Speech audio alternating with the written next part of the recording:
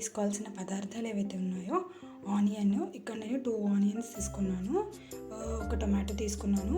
మీకు ఇష్టం ఉంటే 2 టొమాటోస్ అయినా తీసుకోవచ్చు ఎక్కువ గ్రేవీ తినే వాళ్ళు ఉంటే. అండ్ ఇవైతే ఎండుమిర్చి కొంచెం వేడి నీళ్ళల్లో నానబెట్టాను, లేదా మీరు డ్రై రోస్ట్ చేసైనా ఎండుమిర్చి తీసుకోవచ్చు. ఏదైనా అది కానీ ఇది కానీ ఏది వీలుంటే అలా చేసుకోవచ్చు. కొంచెం ఎండు కొబ్బరి తీసుకున్నాను. గ్రేవీ కొంచెం ఎక్కువ ఉంటేనే నాకు ఇష్టము. గ్రేవీ తక్కువ తినే వాళ్ళకి ఇది అవసరం లేదు, ఆప్షనల్. ఇక్కడ వచ్చేసి నేను నైట్ అంతా జీడిపప్పు నానబెట్టేశాను, లేదా ఒక వేడి నీళ్ళల్లో ఒక 1 అవర్ నానబెట్టినా సరిపోయిద్ది. కూల్ వాటర్లో అయితే ఒక 5 అవర్స్ ఆర్ 3 అవర్స్ నానబెట్టుకోవాలి. ఇప్పుడు ఇవన్నీ మనము మిక్సీ జార్లో వేసి మిక్సీ పట్టేసుకుందాము.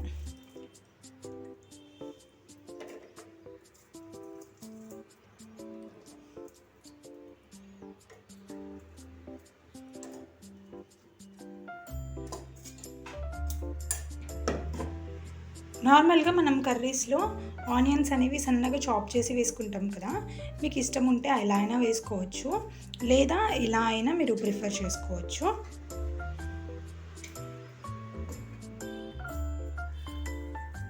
కానీ మనం ఇప్పుడు ప్రజెంట్ చేసేది పెళ్ళిళ్ళలో వేసే స్టైల్ కాబట్టి దీన్ని ఇలా కట్ చేసుకొని స్మూత్ ప్యూరీ లాగా చేసుకొని వేసుకుంటేనే బాగుంటుందండి.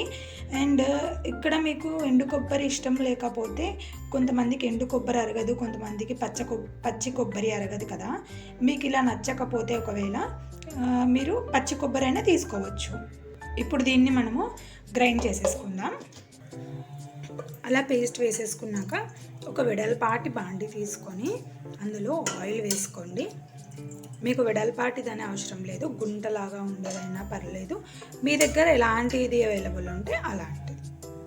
ఇప్పుడు ఇందులో ఆయిల్ వేసుకున్నాం కదా, ఆయిల్ కొంచెం హీట్ ఎక్కాలి. ఆయిల్ కొంచెం హీట్ అయ్యాక ఇప్పుడు మనము జీడిపప్పు పలుకు వేసుకున్నాము. జీడిపప్పు మనం ఇందులో వేయాలని ఏం లేదు, అక్కడక్కడ తగులుతుంటే బాగుంటుంది. మీకు ఇష్టం లేదు అలా అక్కడక్కడ తగులుతూ తినడం ఇష్టం లేదు అని అనుకుంటే దీన్ని మీరు స్కిప్ చేయొచ్చు. ఫ్రై అయిపోయాయి. ఇప్పుడు వీటిని ఒక ప్యాన్లోకి తీసేసుకోవాలి. ఇప్పుడు ఇదే ఆయిల్లో మనం ముందుగా పేస్ట్ చేసుకున్నాం కదా, అది వేసేసుకోండి. ఇదంతా చక్కగా బాగా కుక్ అయిపోయి ఆయిల్ అంతా మనకు పైకి తేలాలన్నమాట. అప్పుడు ఇదంతా బాగా ఫ్రై అయినట్టు కలుపుతూ ఉండాలి. అన్నీ మనము పేస్ట్ చేసాం కాబట్టి కొంచెం ఇలా కలుపుతూ ఉండాలి. నేను ఇందాక వేయడం మర్చిపోయాను, మసాలా దినుసులు ఈ 2 యాలకులు, 2 లవంగాలు, ఒక చిన్న దాల్చిన ముక్క. మనం జీడిపప్పు ఫ్రై చేసుకున్నాం కదా, అప్పుడు ఇవి కూడా వేసేసుకోవాలన్నమాట. ఫ్రై చేసుకున్నాక ఇది వేసి తర్వాత పేస్ట్ వేసుకోవాలి. ఇలా అయినా వేసుకోవచ్చు, పర్లేదు.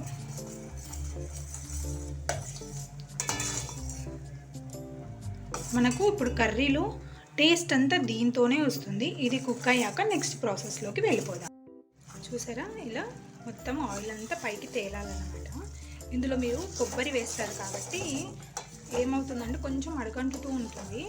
సో మీరు చక్కగా కలుపుకుంటూనే ఉండాలన్నమాట, దగ్గరుండి చేసుకోవాలి మనం ఈ కర్రీని. ఇప్పుడు ఇందులోకి అల్లం వెల్లుల్లి పేస్ట్ వేసేసుకుందాం.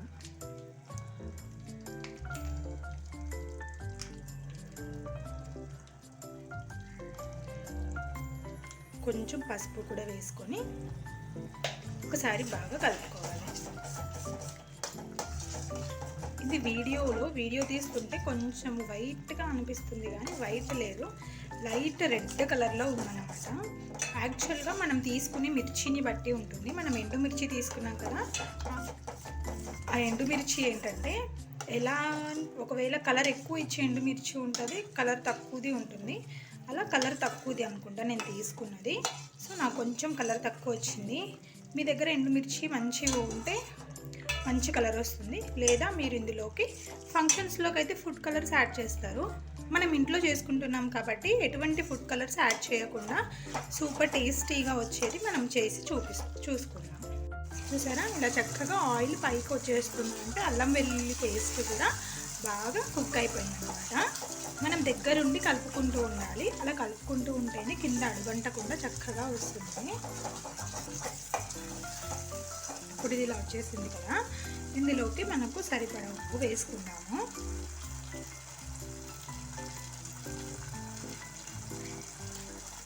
అలాగే కొంచెం కారము. మీరు ఎండుమిర్చీలు ఎక్కువ తీసుకున్నారనుకోండి, స్టార్టింగ్ మనం పేస్ట్ చేసాం కదా, అందులో ఎండుమిర్చి కనుక ఎక్కువ తీసుకొని ఉంటే మీరు ఇది ఎండు కారం పొడిని స్కిప్ చేసేసుకోవచ్చు. నేను 2 తీసుకున్నాను కాబట్టి కొంచెం కారం పొడి అయితే వేసుకున్నాను. కారం కూడా వేసి బాగా కలిపేసుకోవాలి. ఇందులోకి కొంచెం చాట్ మసాలా, 1 టేబుల్ స్పూన్ చాట్ మసాలా అయితే పడుతుంది.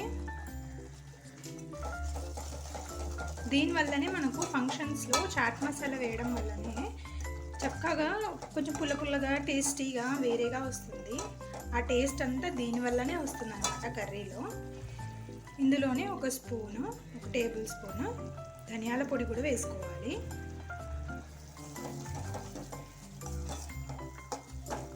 ఇప్పుడు ఇందులోకి ఫ్రై చేసుకున్న జీడిపప్పు, అలాగే శుభ్రంగా కడిగి పెట్టుకున్న చికెన్ని కూడా వేసేసుకుందాం.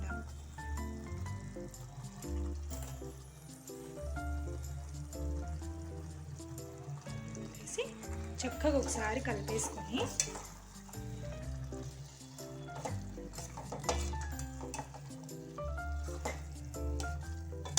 సేమ్ ప్రాసెస్ మీరు మటన్తో కూడా చేసుకోవచ్చు. నేను మటన్ తోటి కూడా ఒకసారి మీకు చేసి చూపిస్తాను. కాకపోతే మటన్ని మనము ఉడకబెట్టుకోవాలన్నమాట సపరేట్గా, కొంచెం స్లైట్ డిఫరెన్స్ ఉంటుంది. మీకు వీలైతే అది కూడా నేను మీకు చేసి త్వరలోనే చూపిస్తాను. మంటని లో ఫ్లేమ్లో పెట్టి మూత వేసేసుకోవాలి. దీన్ని ఒక 2 మినిట్స్ తర్వాత మళ్ళీ తీసి ఒకసారి కలుపుకుందాం.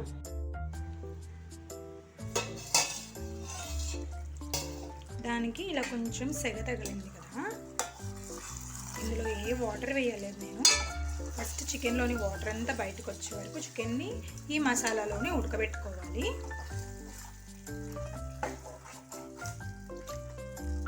ఇందులో చిన్నపిల్లలకి తినిపించే వాళ్ళైతే వేడి చేయకుండా ఉండడానికి కొంచెం పెరుగు వేసుకోండి.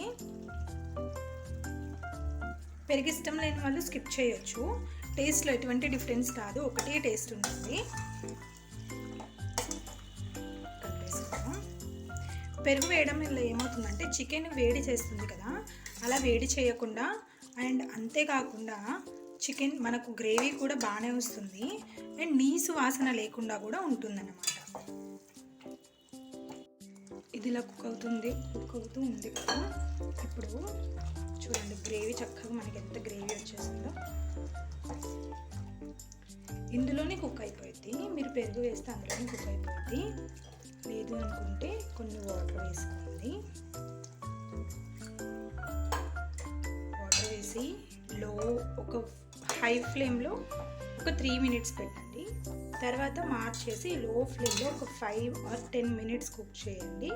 చికెన్ కుక్ అయిపోయింది.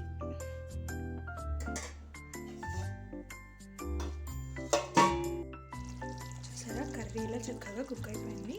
ఇప్పుడు ఇందులో మనకి కొంచెం కొత్తిమీరని జల్లేసుకుందాం. పవర్ పోవడం వల్ల మొబైల్ యొక్క ఫ్లాష్ లైట్ ఆన్ చేస్తున్నాను. పవర్ వచ్చాక కూడా నేను మళ్ళీ మీకు ఒక వీడియో అయితే పెడతాను. చేసాక ఒకసారి కలిపేసుకున్నాము. అసలు ఎలా ఉందంటే టేస్ట్ అదిరిపోయింది. యూట్యూబ్లో కనుక టేస్ట్ని కూడా పంపించే మీకు తినిపించే ఏదైనా ఆప్షన్ ఉంటే బాగుండి అనిపించింది. అంత ఎమ్మీగా ఉందన్నమాట. నిజంగా ఇంత బాగా నాకు కూడా కుదురుతుంది అనుకోలేదు, బికాజ్ నేను కూడా ఇది ఫస్ట్ టైం చేశాను. అంతే. ఇలాంటి మరిన్ని వీడియోస్ కోసం నా ఛానల్ని లైక్ చేసి షేర్ చేసి సబ్స్క్రైబ్ చేయడం అనేది మర్చిపోకండి. Bye bye. చూసారు కదా కుక్ అయిపోయాక చక్కగా ఇలా కొంచెం కొత్తిమీర జల్లుకొని స్టవ్ ఆఫ్ చేసేసుకోవాలి. ఎంతో టేస్టీగా ఉండే మనకు హైదరాబాద్ పెళ్ళిళ్ళలో రెస్టారెంట్స్లో మనము స్పెషల్గా 200 పెట్టి ఆర్డర్ చేసుకుంటే ఇంత కప్పిస్తాడు. లిటరల్లీ ఇంత మనకు బిర్యానీకి సైడ్ డిష్గా కావాలి అని అనుకుంటే, అలాంటిది ఇంట్లోనే ఇంత ఈజీగా చేసేసుకోవచ్చు అని ఎప్పుడు నేను కూడా అనుకోలేదు. బికాజ్ నేను కూడా ఇది ఫస్ట్ టైం ట్రై చేస్తున్నాను. ఇలాంటి మరిన్ని వీడియోస్ కోసం నా ఛానల్ని లైక్ చేసి షేర్ చేసి సబ్స్క్రైబ్ చేయడం అయితే మర్చిపోకండి. Bye bye.